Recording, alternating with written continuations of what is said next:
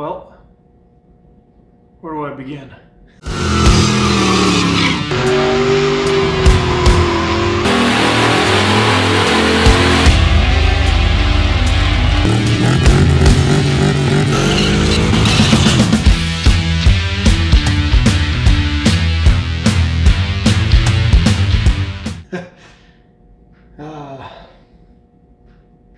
If it was easy, everybody would do it. Oh, honestly, that's, if I can say one thing about hot rodding, that's what it is. If it was easy, everybody would do it. It is such an emotional roller coaster working on these cars, man, I'm telling you.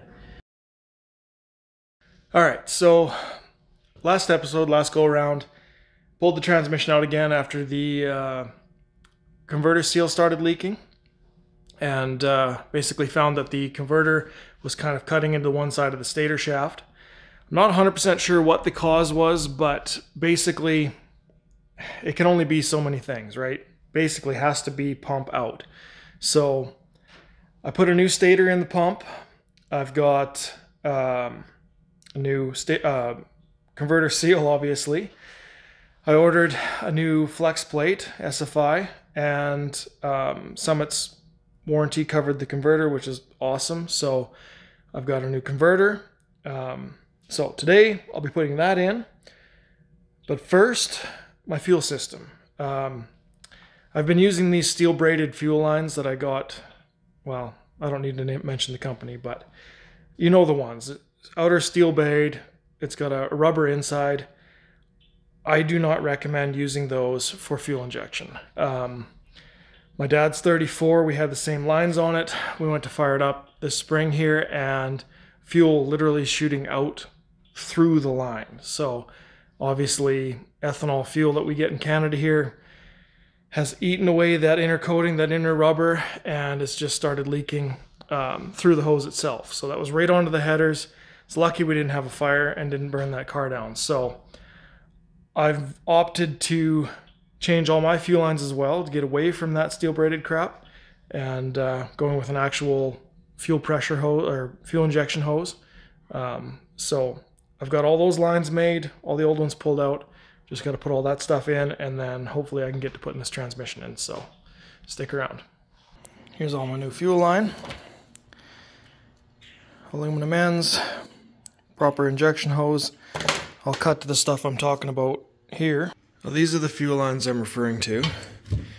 They look nice. I've just crimped on like hydraulic ends to them, but this steel braid is garbage.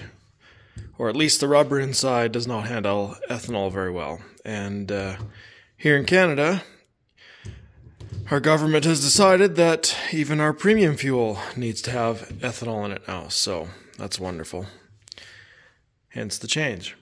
So yeah, this will hopefully work much better than that stuff, but time will tell. Okay, so the fuel lines are basically in. This is one of the more interesting parts of my fuel system.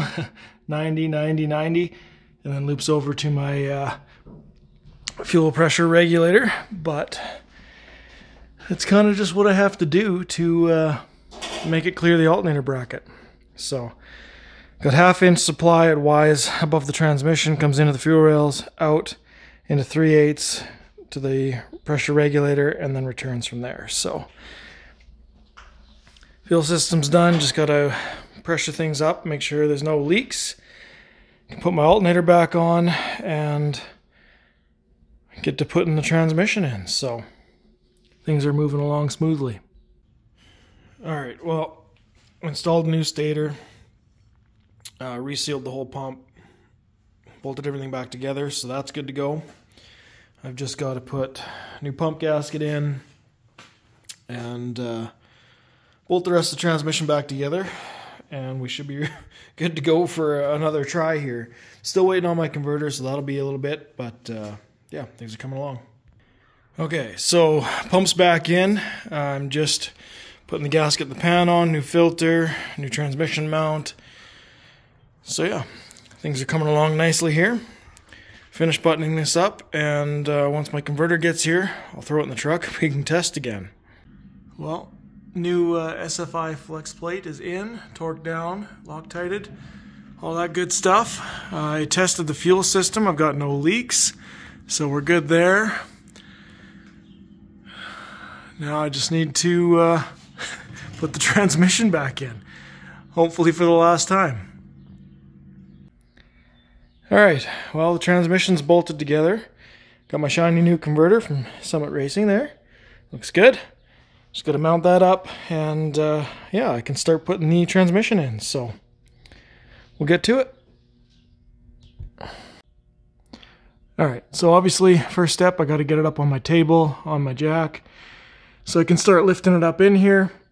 I've got to get the converter centered in that crank, and then hopefully get a couple of bolts on, get the transmission on the dowels. Once I get that set in, I will put this bottom plate on so it's kind of supported by itself, and I can continue to bolt the transmission in, so on and so forth. Well, if you missed the last transmission install, this is the sketchiness that I have to do to get it in there. Set the transmission on a block of wood, on my floor jack, on a table, and then I've actually got to lower the hoist down so that my jack has enough reach to get the transmission up in there, which is a battle in itself because it barely fits between the frame rails. So hopefully I can muscle that thing in there, get it on the dowels, get a couple bolts in, and then get that bottom plate so it's supporting itself and I can remove all the wood underneath there and so on and so forth. But yeah, hopefully all goes well, but this is fairly involved, so I'm going to put down the camera, and the next clip you see, this will hopefully be in.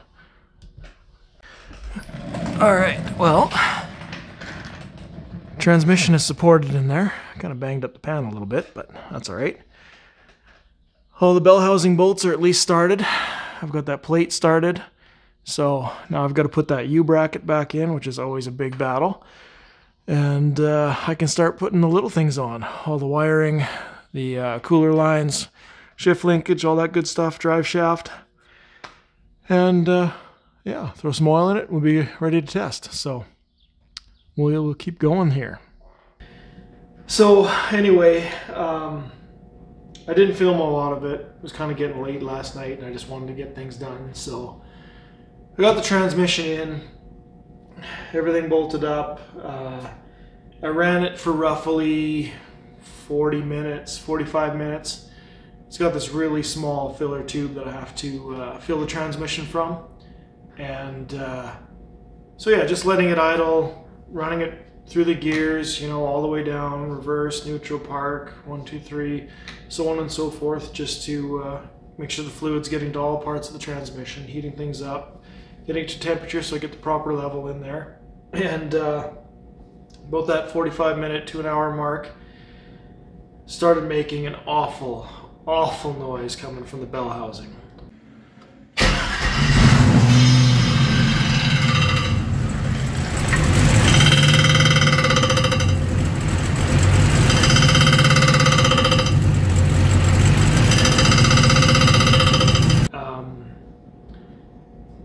To me, it sounds quite tinny, almost like there's a bolt that's backed out and is maybe contacting the flywheel or the torque converter itself. It definitely sounds like it's coming from that bell housing area. I have a bore scope here. I kind of shoved the bore scope up in there as best I could. I can't really see anything. So unfortunately, that means that the transmission's coming out again. So that'll be, I don't know, the third, maybe the fourth time this spring. So yeah, that is hot rodding for you. We'll get it figured out. I've got lots of time till Miles of Mayhem starts. It's kind of the middle of May right now. I was hoping to go to a car show here in a couple of weeks. That still might be possible. I'm hoping it's something simple, but you never know. So I'll get this thing lifted back up and start pulling the transmission again. We'll see what happened. Well, I've got the transmission out for the third time, and unfortunately it's not good news. There's absolutely no damage to the flywheel. It's not contacting the block. Nothing there. And I've got, come on over here. The transmission's on the table. I pulled the converter out already to have a look behind. There's no damage there. All the pump bolts are in.